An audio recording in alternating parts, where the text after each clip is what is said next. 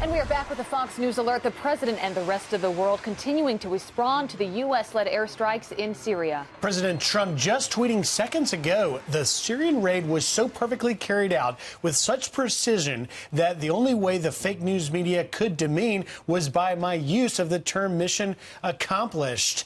I knew they would seize on this, but felt it is such a great military term, it should be brought back. Use often. Use often. Well, here to react, a sage himself, former Senator Joe Lieberman from the great state of Connecticut, former presidential candidate as well, and chairman of United Against Nuclear Iran. Mr. Senator, thanks for being here. Good morning, Senator. Thank you. Thank you all. A lot of news this morning, so it's great to have you on the couch, get your perspective. You have been focused on American intervention and interest in that region for a long time. What do you make of the president's approach in Syria? Well, first, I'm appreciative that he responded, because part of why we're in the trouble we're in Syria now is that President Obama drew a red line on chemical weapons. Assad crossed the red line, and then nothing happened. And that was an invitation to keep it going more. So let's say first, thank you, President Trump. You responded. You did it with the English and the French, and it was twice as powerful as last year's. Now, and in that sense, and I'm not going to quibble about mission accomplished. I think it was pretty clear that the president meant the mission that he gave as commander-in-chief our troops in this case was accomplished. Obviously, we didn't wipe out their chemical weapons. So this is, in a way, giving them a third chance to prove that they're not going to use them. And we have to be ready to go back in if they do. The one part of this that bothered me was a statement from the Defense Department at one point that these raids were carried out in a way that would not affect foreign militaries in Syria. And that means Iran and Russia. Well, in my opinion, we complete the mission.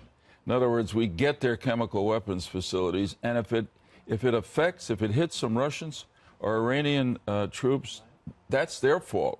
Not ours, because they don't belong there. Great point. You hear from a lot of lawmakers in reaction to this, upset that the president didn't get congressional approval for these airstrikes. I'd love your take on that. Do you think the president should have asked Congress? I mean, you hear a lot of their responses. They're all over the map. I'm not sure that he would have even been able to get their approval at the end of the day. How did that all play out? No, I mean, I've been through this. I was 24 years, had the privilege of being in the Senate. There was a lot of military action. Article 2 of the Constitution makes very clear that the president, as commander-in-chief, can act when he deems that our national interest is at stake. Can you imagine what would have happened if the president went to Congress? Congress would have to debate the resolution. Didn't Obama do that? And he punted it to Congress? Well, in a way, President Obama said that he was going to have to go to Congress. And then they kind of reached the conclusion before a debate really got going that Congress wouldn't be supportive. I thought that was a real failure of leadership. In my opinion, if President Obama had acted then and struck the Syrian chemical facilities, it would have succeeded. That mission would have been accomplished, and it would have been very popular, including with members of Congress. I mean, if you're president, you got to be a leader. And so you can't wait for a long congressional debate when somebody like Assad, supported by the Russians and the Iranians, has used chemical weapons. Because it could have taken weeks, and then it would have been a very long... Weeks is fast for Congress. Weeks is fast for Congress. There was broad support. There was broad support back during the Obama administration from Democrats and Republicans to enforce that red line. Let me ask you, though, Senator, one of the things that it appears the administration tried to do is to strike a balance between getting us entangled in another quagmire like the Bush years, for which you have a lot of experience back in those days when you were a senator and on the Foreign Relations Committee, and also sending the message that President Obama didn't, which is you got to stop this. And that message goes not just to Syria, it goes to Russia and Iran. So this raises a larger series of questions, and they're not easy ones. I mean, the fact is that at the beginning of this, 7 years ago, 2011, the Syrian people rose up as part of the so-called Arab Spring. Unlike in Tunisia and in Egypt, where there was also Arab Spring uprising, where the military didn't turn their guns on the people. In Syria, Assad directed his military to start killing the Syrian people. That was before he used chemical weapons, and almost 500,000, probably more, have been killed millions of refugees, including a lot of those flowing into Europe over the years since then. So the question is, can we avoid trying to and then Russia jumped in, saw an opportunity to get back in the Middle East because we were laying back. It was a terrible situation for us. So how far does our engagement go? Look, I think this should end with Assad out and Russia and Iran pushed back. President Trump has taken a real How do you get Assad out? Because then doesn't it become our responsibility? And we've already seen how that played out in Iraq.